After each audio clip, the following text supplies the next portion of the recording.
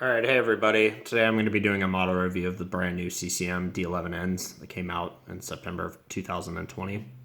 I've got all four versions here, as you can see. Before we get into the review, I'm going to show you all the brochures.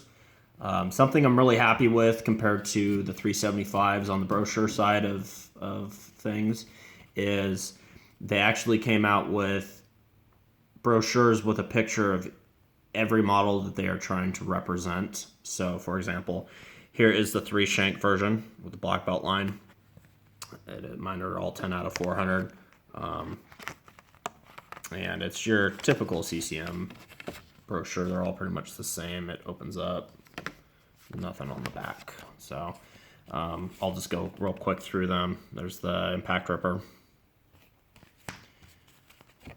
There's the block C. This one doesn't open, but I'm real happy about this one because this is supposed to be a transitional time. So after Cat changed the paint because of the lead and the decaling, so they went from the block C to the black belt line, I think they call it. It's just good to see a picture of the real machine that they modeled up. And then there's the single shank. So getting that aside, I will show you all four of the just go through all four of the versions and the differences real quick before I get into the detail. So the first one we got here is the D11N black stripe. It's got the impact ripper on it. The one thing I'm going to say about this impact ripper is it doesn't have a spring like the D9L, so it has a lot of play in it. I don't think the impact ripper did that in real life. I think it had a spring like the D9Ls did, and it just moved a little bit like so. So that's not something I'm not sure about with it, but anyway, it has the impact ripper, and then has a straight blade on it, so you can get a good look of it. Everything else detail-wise is the same on the rest of the dozers.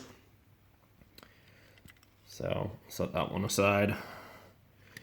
This is the triple shank ripper. You can see 3 teeth on it. These teeth do have wobbling. Well, the 2 outer ones do at least. The middle one doesn't. It's stiff. So they're non-adjustable. They're fixed, but they do have some play in them, which is pretty cool. And then this one has a U-blade on it. So there's the U-blade.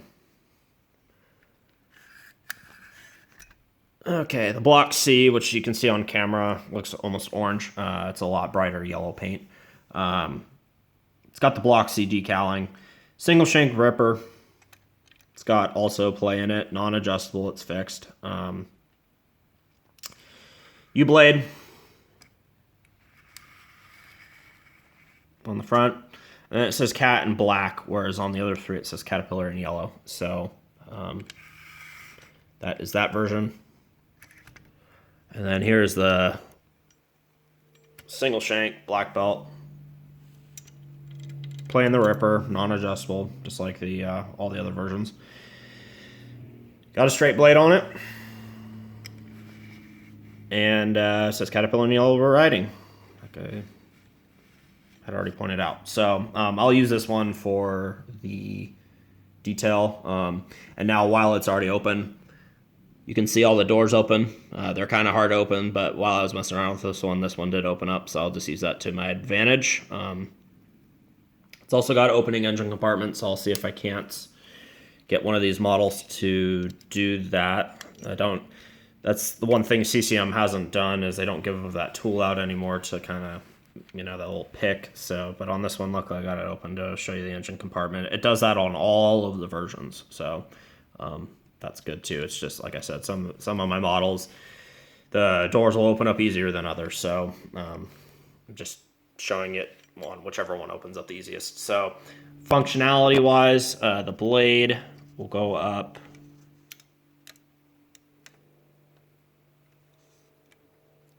this high, and you can see my finger can go underneath it.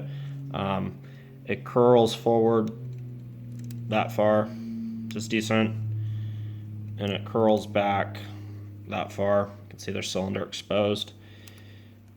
does not.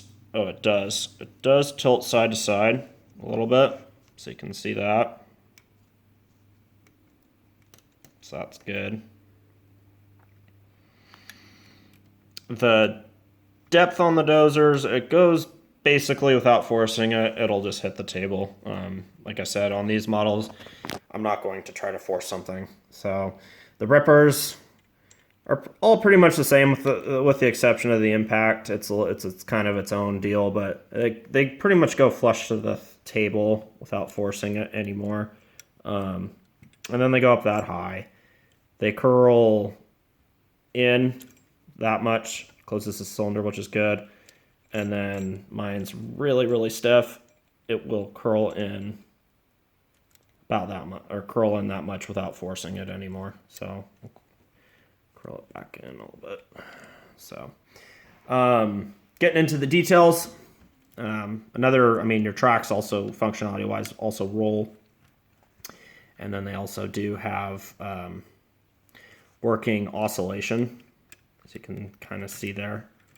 It oscillates up, and the rollers do too. So getting into the details here, we got metal rollers, metal sprockets. Sprockets got great bolt head detail on it. It's good bolt head detail on the track frames. Your blade arms look good. The cylinders match. They're plastic. The coloring is great on it. A little step there. Hydraulic lines running to the blade. Working your way up, you got a cat decal in black. That's also on the pack Block C version. Metal handrails there, perforated through engine compartments. I've already showed that they open.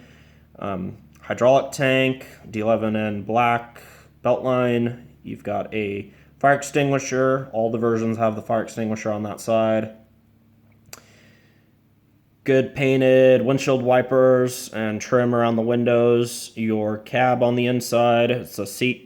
It's all gray. It's got your typical engine paneling detail in there, so that is good. Double stacks, air cleaners, your cylinders, rubber hydraulic lines running to the cylinders. You've got Caterpillar written in white writing. You've got painted headlights, perforated through rock guard on the blade, straight blade with bolt head detail on it. Going to this side, it's pretty much the same. So moving our way to the back of the machine. Got Caterpillar, black belt line. There's your ripper, all the hydraulic line and stuff run into the ripper. There's your tooth. So you got some holes. They kind of look like pick points for a crane on there. You can see your headlights are painted in back there. You got great bolt detail on your tracks. So I will now be just kind of doing a conclusion of what I think about these models and end the review. So I've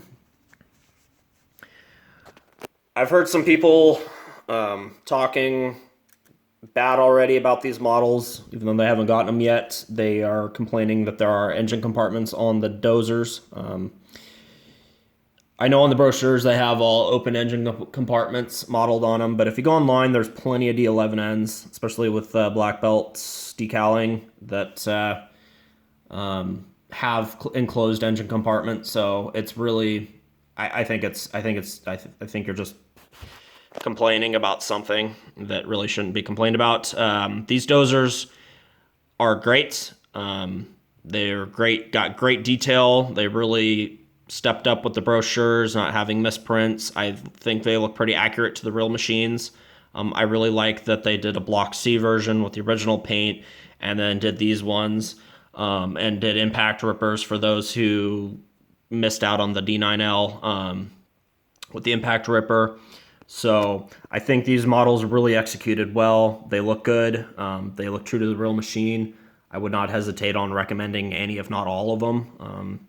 So they've really, I know CCM kind of had a bad rap on the last batch of 148 scale models they came out with, being the 375Ls. There was a lot of model error and design, and then the brochures they did a lot of error on too. I think they just rushed those models. These ones I think they definitely took their time a little bit more before coming out, and now you've got a classic CCM quality product that I can easily recommend to anybody without any hesitation. So that will conclude this model review. Have a good day. Talk to you later. Bye bye.